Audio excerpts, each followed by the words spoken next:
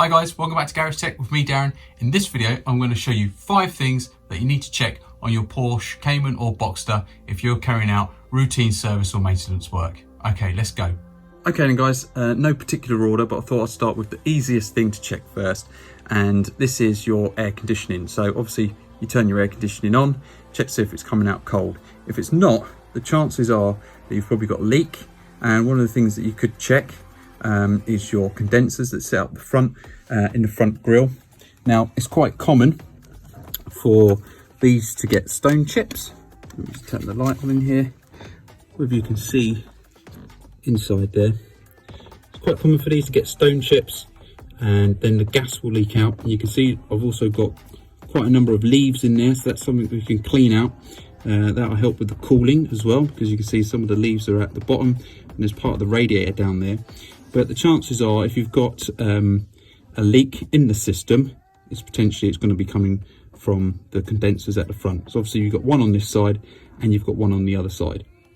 Now obviously if your air conditioning isn't working, then you will need to get it checked professionally by a garage, because obviously you've got F-gas regulations, so you're not allowed to vent the gases to the atmosphere.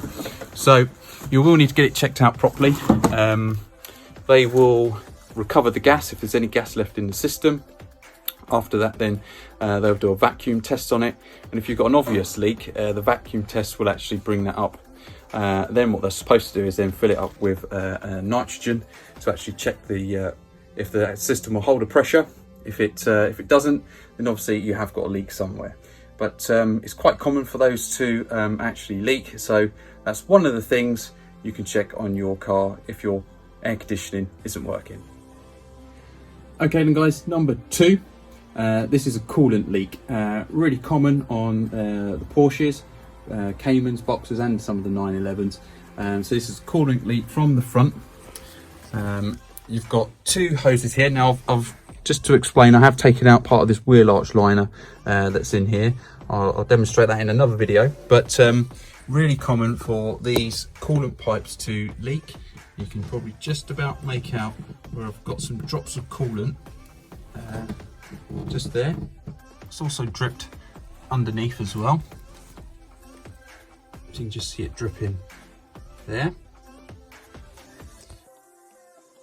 So these are the front coolant hoses, also known as the crossover pipes. So you can see there's 2 here. There's the top and the bottom. These both go up into the radiator. And as the name kind of suggests, it's crossover, so that means the pipes go right over to the other side. Now how this kind of setup works is you've got an aluminium pipe at the top and a plastic pipe at the bottom. This aluminium pipe goes into the plastic pipe over the other side, and vice versa. The aluminium pipe on the other side comes over into this plastic pipe at the bottom. Now it's quite common for these to leak, and in most circumstances you'll probably end up having to replace all of these pipes. So that's the plastic ones, the aluminium ones, and these 2 rubber ones as well, and that leads all the way to the back, just over here. If I can just get you up under here to show you this.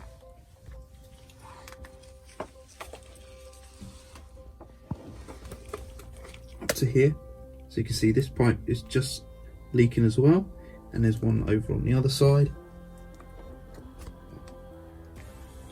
There's one there and one there, so normally you'd end up replacing this bit of rubber pipe in the middle there, and then this plastic pipe all the way back up. Now to do all of the job, you will need to drop down the subframe, which is not a major job to be fair, but it's just obviously time consuming, and then ideally you need to get the wheel alignment done afterwards. Okay, next on my list guys is number 3. And this is what we call the air oil separator, or the AOS valve. Could be called the OS valve or the crankcase ventilator. Anyway, it's the valve that basically allows the crankcase gases to return back into the inlet manifold, because you're not allowed to vent any gases back to the atmosphere. And basically this valve at the back here, it separates any oil from the air, and then it feeds the gases then back into the inlet manifold. Now I've got an IPD plenum chamber on this, so it might be slightly different to yours, but it still has the same function. You can see mine only has one intake into the plenum chamber. So what you need to do to check this is it's quite straightforward. You've got to take this pipe off. So you'll probably have one either side on yours. This is the same on the Gen 1 and Gen 2, but the crankcase, so the ASO valve is located in this area here, so slightly different, but you're still going to do the same check. That's quite simple to do. You just pull this pipe off. It's quite difficult with one hand, so just bear with me. All you need to do is press this tab in here, and there's one on the other side, and give it a good pull. Just bear with me whilst I try and do this with one hand. I've just loosened that now. So if I pull that out, and what I'm looking for here is an excessive amount of oil inside this pipe and inside the plenum. So you can see there, I've got some oil. Now, if it was a little slight misting, I'd probably go, that's okay. But these are quite common for failing. I'll just stick my finger inside there. You can see all that oil. So for me, that's too much. So I'll be replacing that air oil separator valve. Worst case scenario, if the valve does fail completely, then it will just start sucking oil all the way through the system. It will be really smoking, really bad.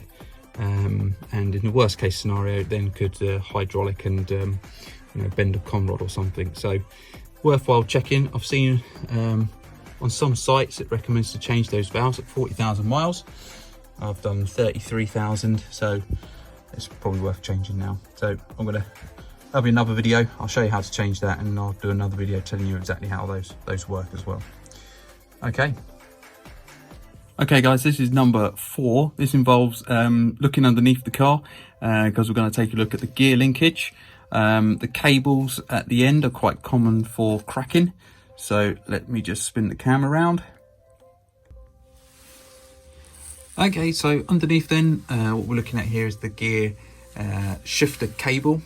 So there's kind of a couple of things to try and look out for. One, to make sure there isn't too much wear or movement in this kind of ball joint that you've got there, because it can be quite common for these to pop off and come off, and then obviously you're going to lose any gears.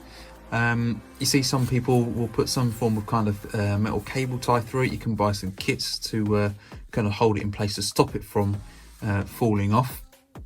And the other thing, which is actually quite difficult to really check, but another common problem that you get with these shifter cables is they actually snap. So just further up here, which you can't really see because you've got this rubber kind of bellow here, and further up is where the metal rod here goes to the cable itself. It's obviously a metal cable, and it kind of snaps off and breaks there. And actually there's not really much of a check you can do from here in terms of looking at that cable. You read things online, they can kind of go anytime.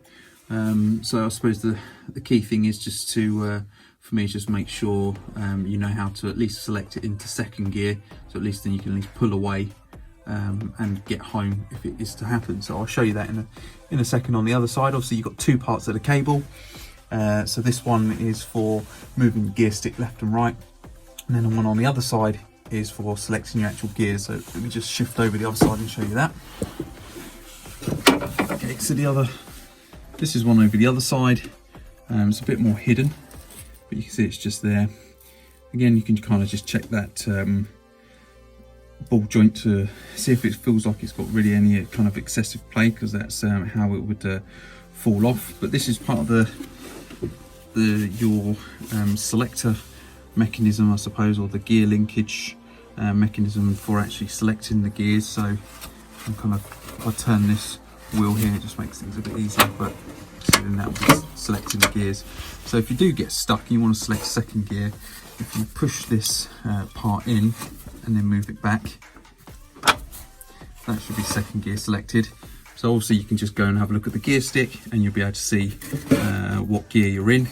But if you get stuck at the side of the road, at least that gives you an option to at least try and move away. You can try and select second gear, at least you can pull away in second, and you'll be able to do some reasonable speed to get yourself home. But again, as I said, there's not really too much you can check in terms of trying to look at the cable because it's all kind of hidden, but it is quite common for them to snap. Okay, let's move to the next one. Okay, lastly, number 5, whilst I'm at the back here chilling, is the drive shafts. Now, it's quite common for the drive shafts to leak grease, and initially you'll probably think it's the boot that needs replacing, but actually it starts to leak through the casing of the CV joint. So let me just show you this. So this is the actual CV joint here, and this is the boot. So as you can see, even on mine, you can see there's some corrosion starting here at that point there. So what happens is once this gets really badly corroded, all the paint will start to flake off, and then the grease actually leaks between this seal. I'm going to say a seal is basically 2 parts of the casing pressed together, and then the grease actually starts to leak out of it. So a bit of a preventative measure. I'm going to gently rub that down. I don't want to take too much of the material away, and then I'm going to repaint it, and hopefully that will keep that nice and sealed. But obviously you want to try and do this before too much corrosion sets in, because once too much corrosion sets in there, it's going to be too late. Unfortunately, there's no real fix for this. If that does start leaking, you could potentially try it. It's probably not really going to work, but if it's already leaking, then you will need to replace the drive shafts, and that's expensive. Okay guys, hopefully that gives you 5 things to go and check on your car. I will be uploading videos shortly with how to repair all of these items, but in the meantime, hit the subscribe button, give us a thumbs up, and take care.